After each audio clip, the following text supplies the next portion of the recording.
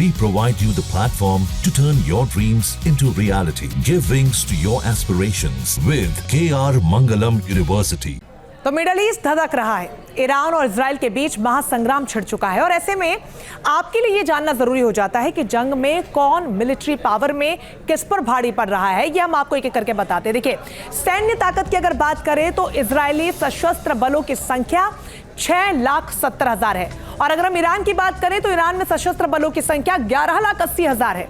यानी कि सेना की संख्या के लिहाज से ईरान इजराइल पर हावी दिखाई दे रहा है।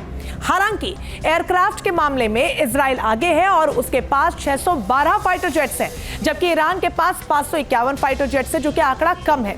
इजराइल के पास 1,370 टैंक्स हैं, तो ईरान के पास ये आंकड़ा उससे कई गुना ज्यादा है, यानी कि 996 टैंक्स हैं। यानी यहां भी ईरान इजराइल पर भारी पड़ रहा है और 2 कदम आगे साफ तौर पर नजर आ रहा है।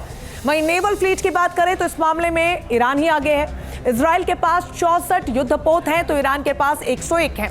ईरान के पास 3000 से ज्यादा एडवांस बैलिस्टिक और क्रूज मिसाइलें हैं, जबकि इजराइल के पास ईरान से कम मिसाइलें हैं। इजराइल की सबसे बड़ी ताकत उसका multi layer air defence system iron dome है, जबकि ईरान को अपनी रक्षा रूसी और घरेलू डिफेंस सिस्टम से ही करनी पड़ रही है।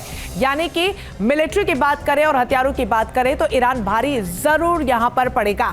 इस वक्त की बड़ी खबर आपको बता दें, ईरान के इस्फहान में इजराइल का बड़ा हमला हुआ है। ईरानी डिफेंस सिस्टम ने ड्रोन को इंटरसेप्ट करने की कोशिश की।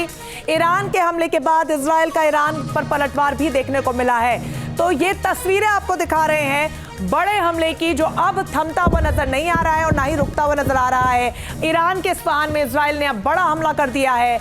ईरानी डिफेंस सिस्टम ने ड्रोन को इंटरसेप्ट करने की हालांकि कोशिश भी की है और ईरान के हमले के बाद अब इजराइल रुकता हुआ नजर नहीं आ रहा और ईरान पर यह बड़ा पलटवार इजराइल की तरफ से किया गया। तस्वीरें आपको दिखा रहे हैं जहां पर इंटरसेप्ट करने की ड्रोन कोशिश की जा रही है और जिसका जिक्र भी अभी हमने किया कि किस तरीके से हमले लगातार बढ़ते चले जा रहे हैं और उसी की बानगी ये बड़ी तस्वीर जो इस वक्त हम आपको दिखा रहे हैं, जहां पर ईरान के इस्फहान में इजराइल ने बड़ा हमला किया है।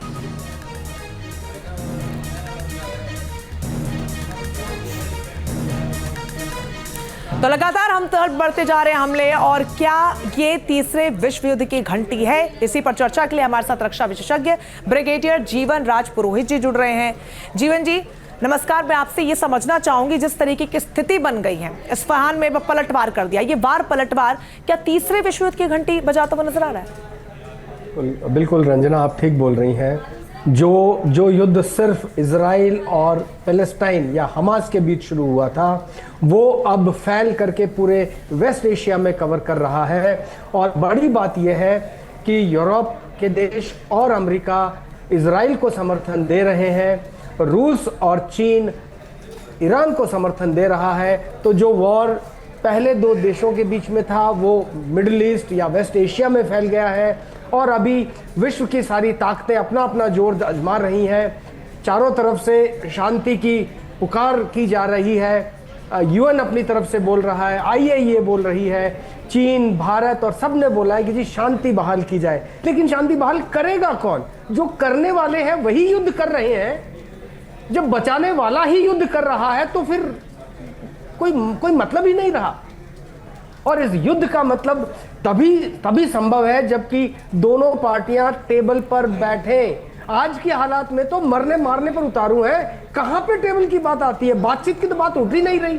और जब तक बातचीत की बात ना उठे तब तक शांति नहीं हो सकती। मार्को रूबियो ने कहा था कि अमेरिका इसके साथ में नहीं है। अरे अमेरिका अगर साथ में नहीं है तो F-35 किसका है? आयरन ड्रोन किसका है? जितने भी असले उनके पास आ रहे हैं किसका है? यूएसएस के जितने भी नेवल फ्लीट्स हैं वो सबके सब मेडिटेरेनियन के ईस्टर्न मेडिटेरेनियन में आ गए हैं। चाहे वो यूएसएस थंडर हो, चाहे यूएसएस विंसन है। तो इजरायली के पास यूएसएस निमिट्ज है जो इंडो पैसिफिक से चल पड़ा है। बिल्कुल तो जीवन जी, पूरी नेवी हो या विश्व हो, हाँ। सब लड़ाई करने पर उतारू है। तो रंजना जी शांति कहां से? बिल्कुल जीवन जी, और इसीलिए खतरा और भी ज्यादा बढ़ता हुआ नजर आ रहा है, क्योंकि बात सिर्फ अब इजराइल ईरान तक सीमित नहीं रह गई। इजराइल के खेमे में अमेरिका एकदम फुल प्रूफ तैयारी के साथ है, तो वहीं चीन अभी बैक सीट पर जरूर है। लेकिन जैसे ही हालात एक्सक्लेट होंगे, युद्ध एक्सक्लेट होगा, चीन फ्रंट फुट पे आ जाएगा और वो बहुत बड़ी समस्या हो सकती है। आप देखिए कि चीन ऑलरेडी फ्रंट फुट पर है। अगर ईरान की मिसाइल्स इजराइल के अंदर गिर रही हैं, आयरन ड्रोन को ब्रेक करके भेद करके उनकी शहरों में गिर रही है, तो वो किस वजह से? क्योंकि चीन ने उसके आयरन डोम को भेदा है, तभी ईरान सफल हो पा रहा है। समहाउ ईरान अपना एयर डिफेंस उतना मजबूत नहीं कर पा रहा, तो वो सफर कर रहा है, और इजराइल इतना मजबूत है कि वो ईरान पर ठोक रहा है। तो ये जो वार और प्रतिवार जो चल रहा है, ये बिल्कुल जीवन जी, और यहीं से जो समस्या है वो ज्यादा बढ़ती जा रही है। चलिए, बहुत शुक्रिया आपका हमारे साथ जुड़ने के लिए। जहां भक्ति है हर शब्द में, कथाओं में छिपे हैं दिव्य रहस्य, और ज्योतिष देता है जीवन को दिशा। धर्म से जुड़ी हर बातों को जानने के लिए हमारे चैनल स्तुति को सब्सक्राइब करें। चैनल पर जाने के लिए इस लिंक पर क्लिक करें।